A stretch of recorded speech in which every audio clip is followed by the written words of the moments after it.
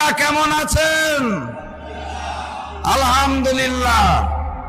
নির্বাচনী সমাবেশ সংক্ষেপে বলতে হবে, লম্বা বক্তব্য দেওয়ার সুযোগ নাই।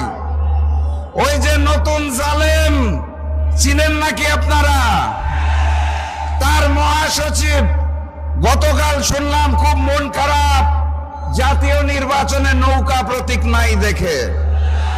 ওনার খুব মন খারাপ শেখ হাসিনা নির্বাচনে নাই দেখে, এবং উনি বলতে চায় জামাত খুব খারাপ কারণ ৭১ নাকি অনেক কিছু করেছে। এই সংবাদ প্রচার হচ্ছে ভারতের মিডিয়াতে। এইদিকে দুষ্টু লোকরা বলছে প্রাপ্তবয়স্ক হওয়ার পরেও মহাসচিব সাহেব নাকি ৭১ মুক্তিযুদ্ধে অংশগ্রহণ করেন নাই। দুষ্টু লোকেরা তাইও বলছেন ওনার পিতা নাকি ৭১ কুখ্যাত রাজাকার ছিল। আমি কিছু বলতে চাই না, দুষ্টু লোকরা বলছে।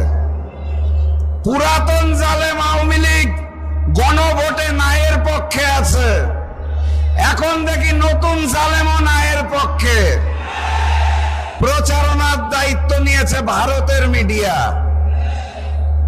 আওয়ামী লীগ, বিএনপি আর ওই নরেন্দ্র মোদী মনে হয় মিলেমিশে একাকার হয়ে গেছে। আমি স্পষ্ট ভাষায় বলতে চাই, ঐক্যবদ্ধ বাংলাদেশ যদি দেখতে চান তাহলে এই মঞ্চের দিকে তাকান, এই খুলনার দিকে তাকান, যেখানে হিন্দু মুসলমান মিলেমিশে একাকার হয়ে গেছে। ঐক্যবদ্ধ বাংলাদেশ যদি দেখতে চান তাহলে এই জনসভার দিকে দেখুন। আমার ভাইয়েরা এবং বোনেরা সুশৃঙ্খল ভাবে একত্রিত হয়েছে, কথাবার্তা পরিষ্কার।